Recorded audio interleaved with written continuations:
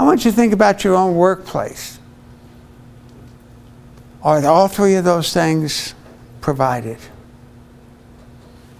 My experience is that sometimes they have been, sometimes not so much. I've talked to HR directors of large companies, and they have assured me that about 90%. I shared this little wisdom with them, and they're nodding their head and they're going, let me tell you, Bob, if those three things are in place, you've gotten rid of 90% of your personnel problems. That kind of clarity is so important, but sadly lacking in a lot of workplaces. This hasn't, however imperfectly, have any of you had me for class before? I don't know. Okay. However imperfectly, this informs the way I teach. Because I tell you what, I wanted the same three things as a teacher, as a student. And you can imagine how many years I was a student. Okay? What do I want as a student? What do you want as a student? Make it clear what I need to do to be successful in this class. Give me what I need to do what you want me to do. Again, time, resources, instructions, whatever it is. Make it clear, make it fair and reasonable, and then evaluate me based upon those two things.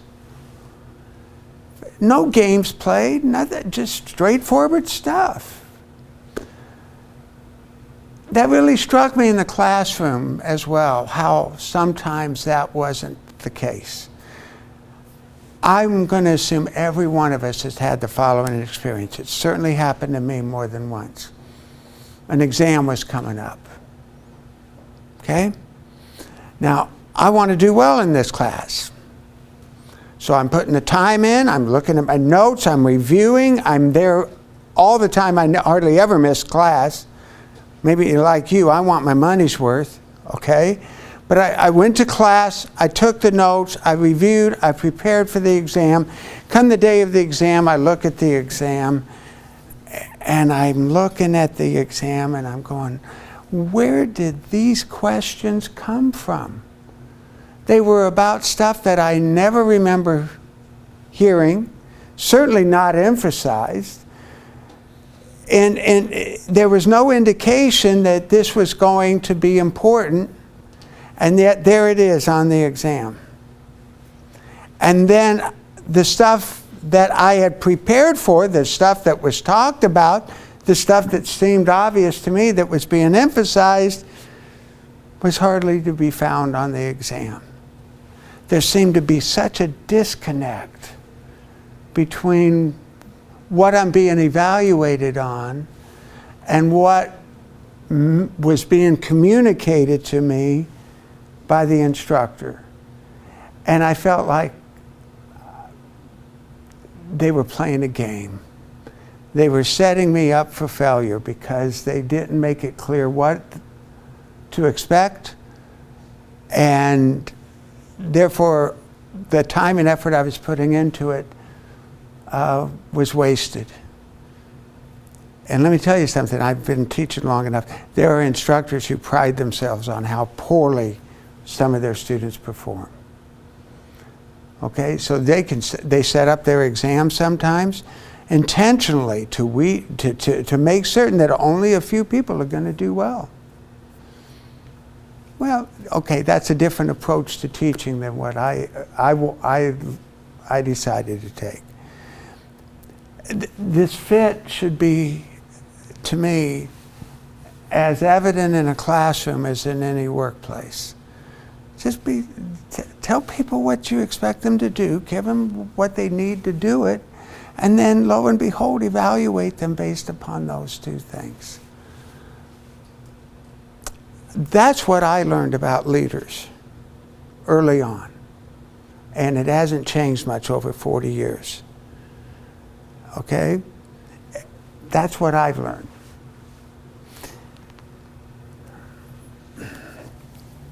Now, what leadership role, what did I learn about by being a leader?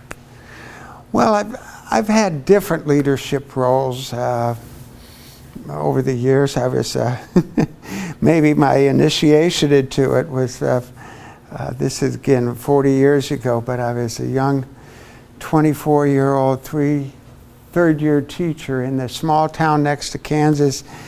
And I've always been, this is just me, this is my politics, I've always been a big workers' rights union kind of guy, okay? So when I started teaching, I joined the teachers union because that's part of who I am.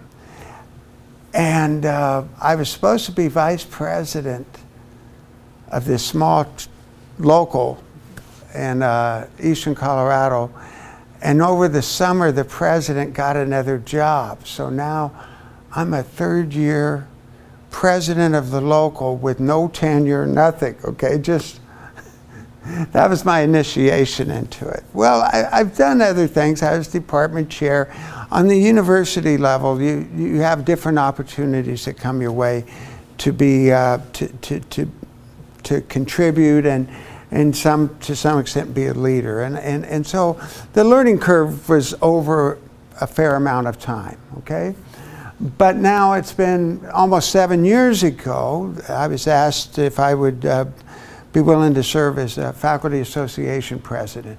The faculty association is on this campus, that is our collective bargaining unit, that is our union for faculty.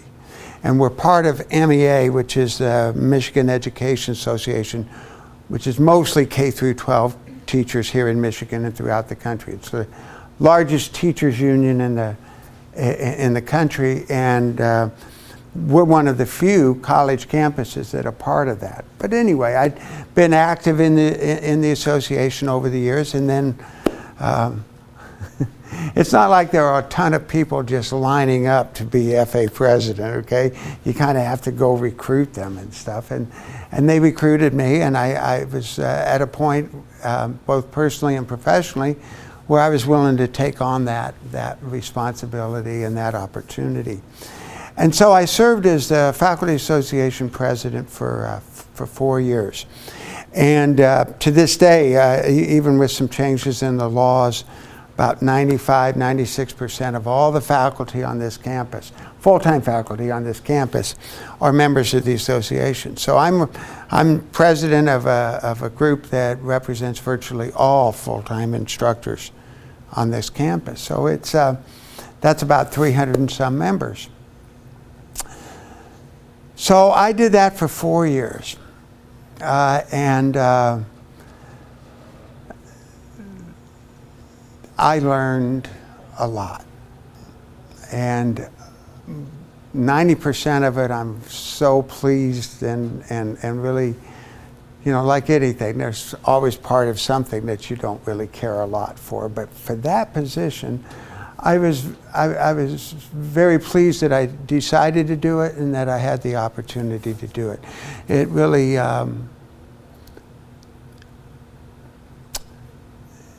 personally, it really stretched me. It put me in situations and circumstances that I would not necessarily have sought out. But it forced, if you will, it kind of forced me to go outside my comfort zone and to grow a little bit. And I would say that's probably the case with any leadership opportunity that you have. It's not always exactly what you expect. Things arise that you had not planned on. And part of that leadership is navigating those uncertain waters. Everybody, you understand what I'm saying? So, but there were a number of things that I learned about leadership by being a leader, and I'd like to share with some.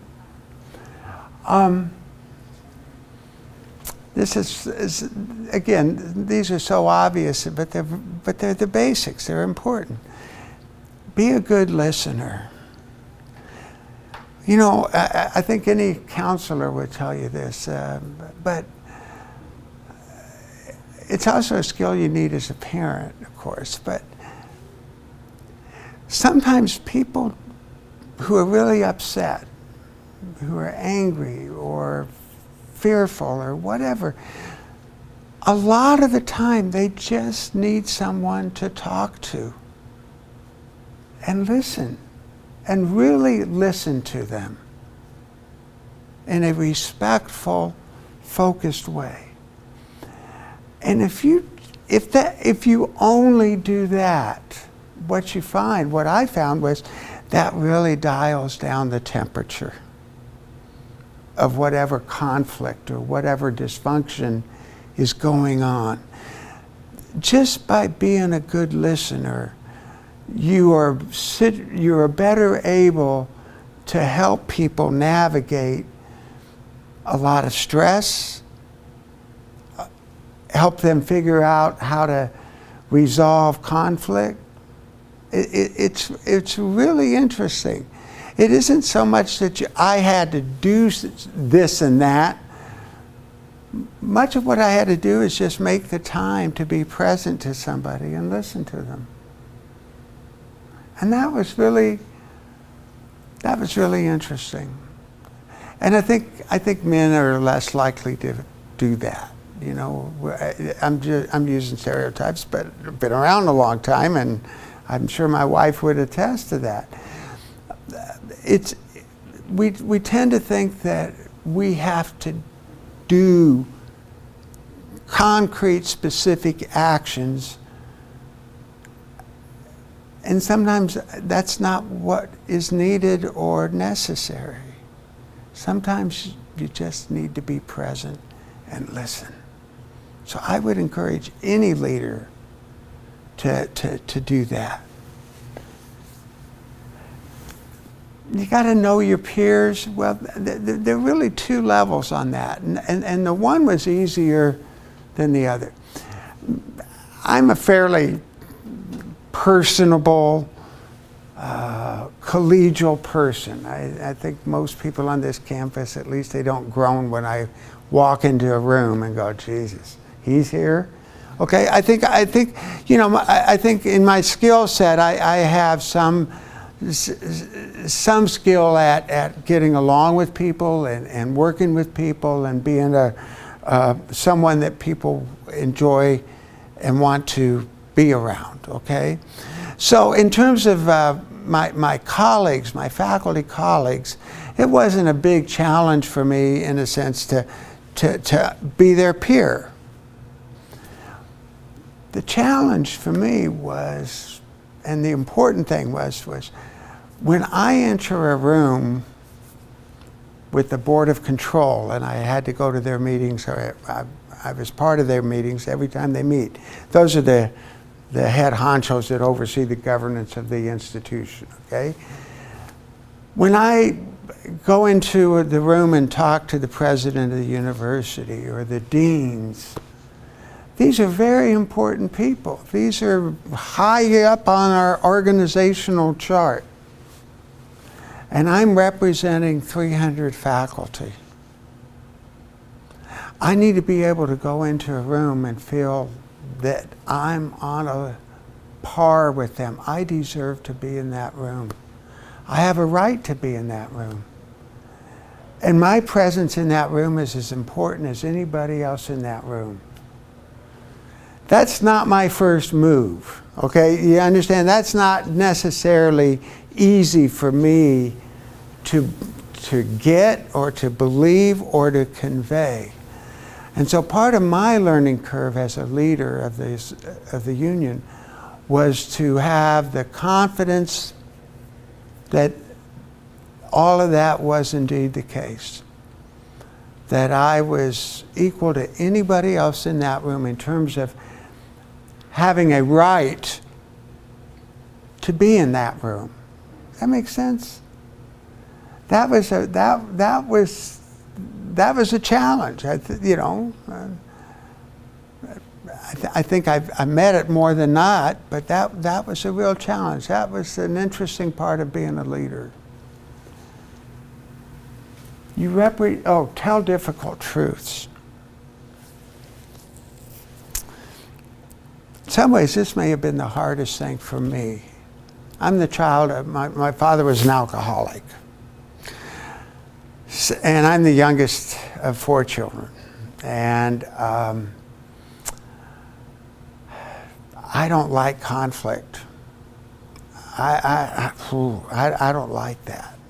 I had enough stress by the time I was 10. I don't seek it out. It's one of the reasons I love being the pre-law advisor, but I wouldn't be a good lawyer. You know, I wouldn't be a good negotiator. Somebody would tell me, well, that's all the money we have, Bob. Well, okay. Well, we'll make it work. You know, I'm the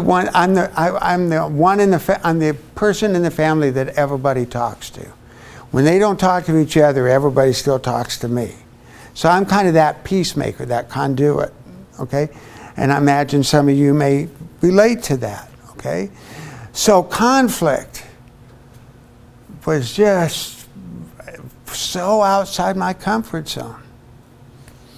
But I had to learn very quickly that a good leader needs to be able to tell somebody some difficult truths.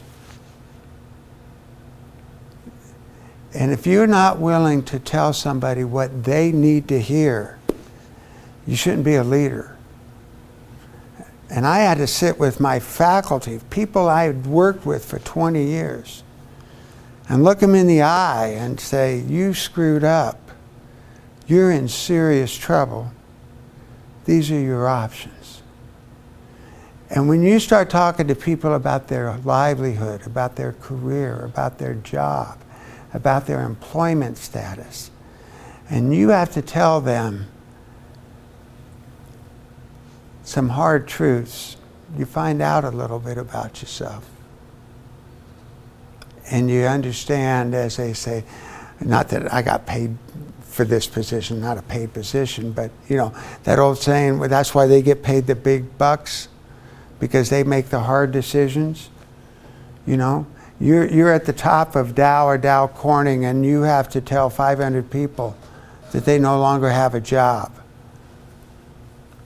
Don't think that's easy. I mean, it's not.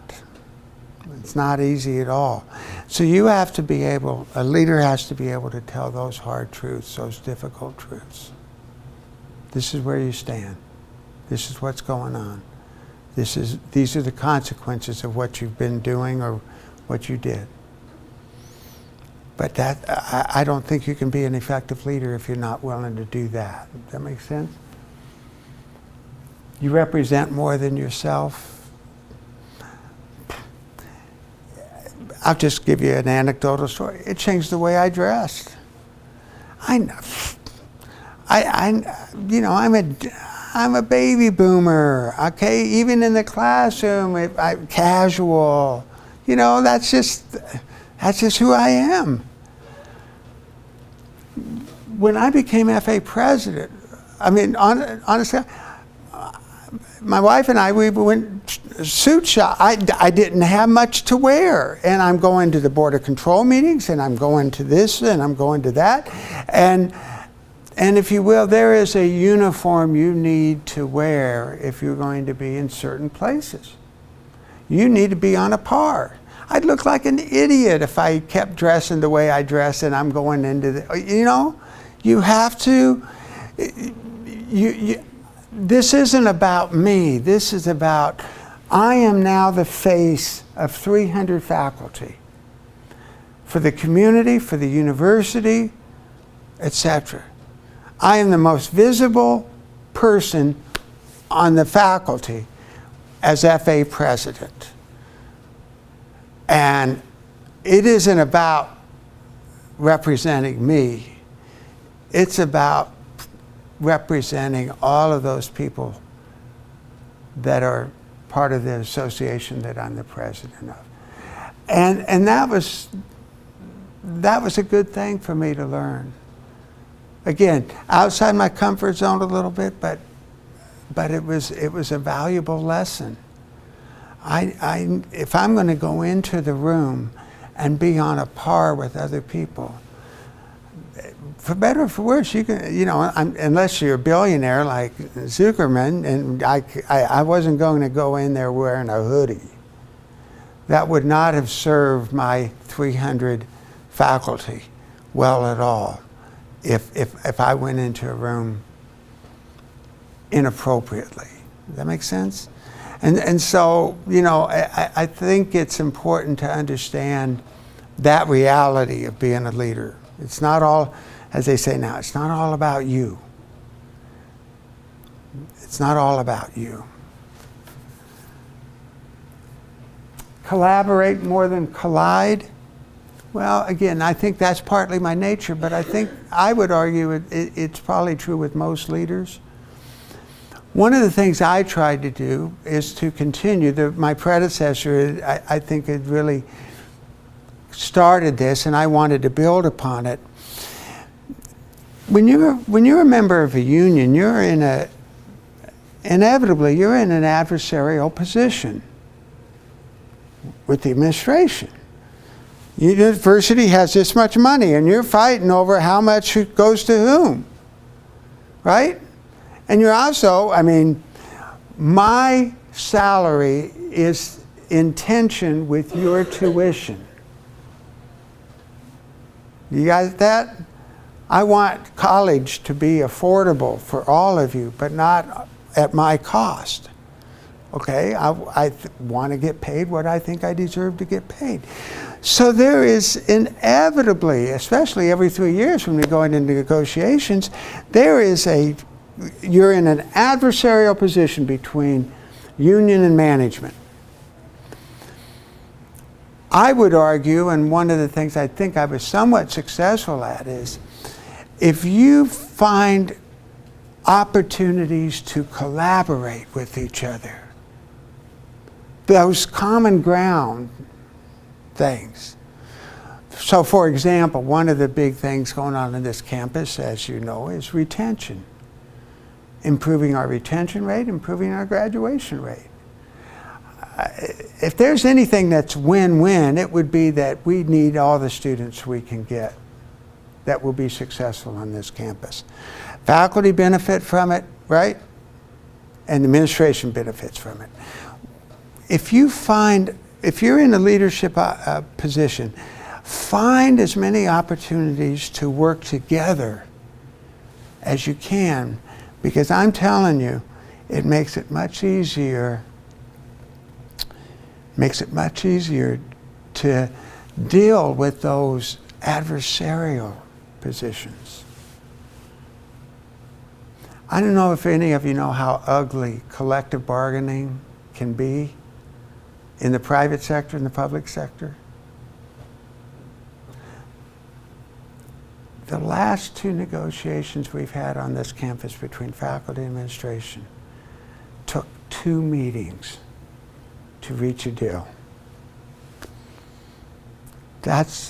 I'm telling you, that's not the norm. And I would argue at least part of that, the big reason for it is because we're a good institution and we have a lot of grown-ups on this campus, okay?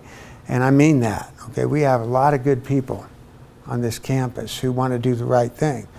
But I honestly believe part of that is because we have collaborated on so many things together that it makes it easier to address those inevitable times when we are knocking heads. Does that make sense? Okay? So I would encourage any leader to find those opportunities. Now, be organized, don't procrastinate. You talk about a change in me. I was never awful about it, but I had to take it up a notch or two, because I had never received so many emails day in and day out. I had never had the duties and responsibilities I had, and some of them are very concrete, signing papers, making certain deadlines to meet, all of that kind of stuff. It is just, you've got more on your plate. And I think every leader needs to figure out how to manage that. And for me, one of the early things was taking care of it then rather than putting it off. If you haven't, if I take 5 minutes now, that's going to save me 30 minutes later. Because now it's right in front of me. I know what it is. I know where it is. I can just respond. I can take care of this now, and then it's something I don't have to worry about It's done. I've always been a list maker, but I've become the best list maker in the world, you know, about things, what do I need to do today? And then I look at the list and I prioritize them. What am I going to do in what order? And there are different ways to do it. The way that works for me is I make a list of the most trivial stuff too. And then that's cool because then I can check them off immediately. So psychologically, you're just making progress on your list of things to do. And it's a little strategy that somebody shared with me that has worked for me. But whatever, you know, it's the difference between some people are morning people, some people are night people. It doesn't matter.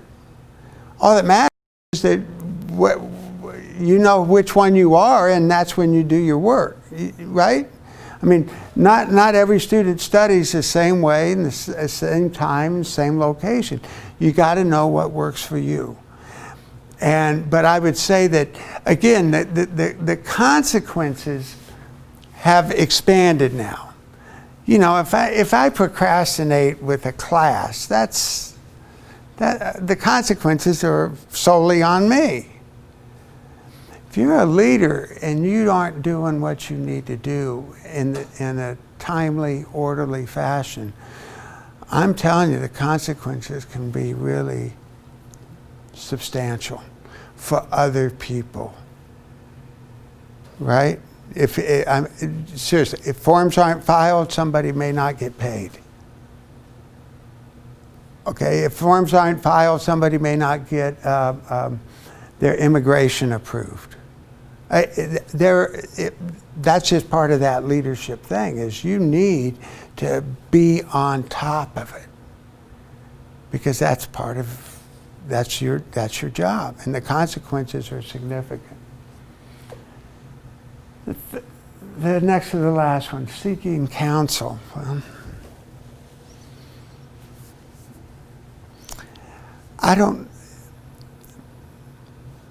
don't know how I could have gotten through the 4 years I was FA president without the wise counsel of people that worked with me on the executive board of the union. The president that I succeeded became my best friend, because he just helped me, not just in terms of guidance, but sometimes just confirmation. Am I understanding this right? Am I doing this right? Is this the way that it has been done over you should never be too proud to ask for help, for advice, for information, for counsel. You should, a leader, I think there's something so basic and important. Seek counsel. Sometimes we think the leader should be this solo person making all the decisions, and I think that that the good leaders seek out counsel. And I can't imagine not doing that, because I know how valuable it was for me. Then the final one, leading is relational. Well, okay.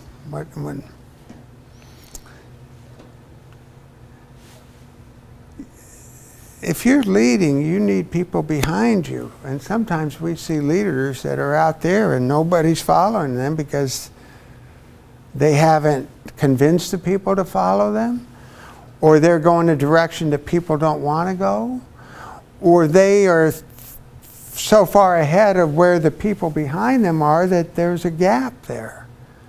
You know, you have to, what I mean by relational, think of it physically, okay? You have to be in relationship to other people. If you're just flying solo and nobody's in back of you, nobody's following you, nobody's walking with you, you're not a leader. You're just flying solo. Okay?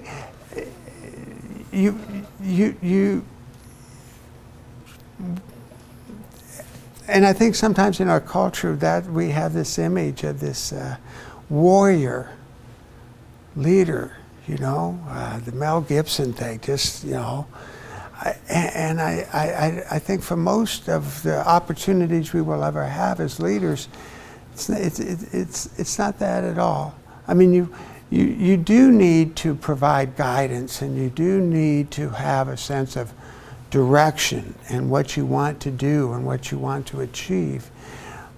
But if you do not have the ability to get people to follow you or to walk with you, I don't think you're a leader. That's been my experience. So those are my musings. I don't have much more to offer. I don't know how, I was thinking about this before, I have nothing that I can tell you on how to be a great leader. I don't know what that would be. But I do think hopefully I've helped you identify and clarify what you need to be a competent leader. Does that make sense? Okay? Being great, being excellent, being exemplary, that comes from inside a person. And that can vary. These would be what I would call the basics. To the degree you have these, you're well situated to be a leader and to be a successful leader. How far you go, I think is a very internal thing. And I think we probably witness that in a variety of ways. We witness that with our bosses. We witness that with the organizations that we belong to. God knows we've all been involved with groups that, geez, nothing's getting done. You know, it's how many times have you shown up, not this place, but how many times have you shown up to something and an hour later you're going, that was a waste of time. That was an hour I'll never get back. Because nothing was accomplished, nothing was achieved. And then you go to some meetings and the people in charge of that meeting, boom, boom, boom, boom. You know why you're there, you know what decisions are being made, and you know what everybody is responsible for doing between now and the next time you meet. Okay? I've been in meetings with Brian Craner. He's got that. Nick Wagner, he's got that. And let me tell you, Deb Huntley and Don Vachon have that to the nth degree. I've never been in a meeting with Deb Huntley where it wasn't worth being there, because she knows you don't waste people's time. You have an idea of what you want to accomplish. You get everybody on board, have that clarity thing in place, and then you move forward. You never move forward as quickly or as much as you want, but you're putting one foot in front of the other if you have good leaders. And hopefully that will be you if you have those opportunities. So that's it. I'm done.